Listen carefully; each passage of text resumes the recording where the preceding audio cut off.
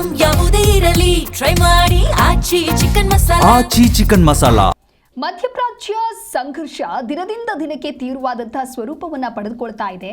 ಇದರ ಬೆನ್ನಲ್ಲೇ ನೌಕೆಗಳು ಇದೀಗ ಮಂಗಳೂರಿಗೆ ಆಗಮಿಸಿದೆ. ಮಂಗಳೂರಿಗೆ ರಷ್ಯಾದ ತೈಲ ಟ್ಯಾಂಕರ್ ಹಾಗೆ ಅಮೆರಿಕದ ಅನಿಲ ನೌಕೆ ಬಂದು ತಲುಪಿದೆ. ಮಧ್ಯಪ್ರಾಚ್ಯ ಸಂಘರ್ಷದ ಮಧ್ಯೆ ಮಂಗಳೂರಿಗೆ ನೌಕೆಗಳ ಆಗಮನವಾಗಿದೆ. ಆಕ್ವಾ ಟೈಟಾನ್ ಈ ಹಡಗು ಮೂಲತಃ ಚೀನಾಕ್ಕೆ ತೆರಳಬೇಕಿತ್ತು. ದಕ್ಷಿಣ ಚೀನಾ ಸಮುದ್ರದಲ್ಲಿ ಸಂಚರಿಸ್ತಾ ಇದ್ದಂತ ತೈಲ ಸಾಗಾಟದ ಹಡಗು ಇದು. ಕಳೆದ ವಾರದಲ್ಲಿ ಅಲ್ಲಿಂದ ಯೂಟರ್ನ್ ಪಡೆದು ಭಾರತದತ್ತ ಹಡಗು ಬಂದಿರುತ್ತೆ.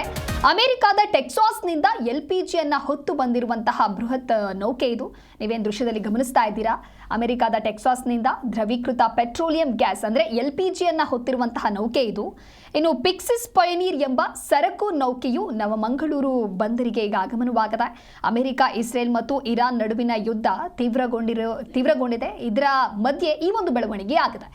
ಇರಾನ್ ಹಾರ್ಮುಜ್ ಜಲಸಂಧಿ ಮುಚ್ಚಿದ್ದರಿಂದ ಭಾರತ ಸೇರಿದಂತೆ ಜಗತ್ತಿನಾದ್ಯಂತ ಇಂಧನ ಪೂರೈಕೆಯ ಮೇಲೆ ಈಗ ಭಾರಿ ಹೊಡೆತ ಬಿದ್ದಿದೆ. 2 ಹಡಗುಗಳ ಆಗಮನದಿಂದಾಗಿ ಪೂರೈಕೆ ಸ್ವಲ್ಪ ಮಟ್ಟಿಗೆ ಉತ್ತಮಗೊಳ್ಳುವಂತಹ ಸಾಧ್ಯತೆ ಇದೆ ಅನ್ನುವಂಥ ಮಾಹಿತಿ ಸಿಗ್ತಾ ಇದೆ.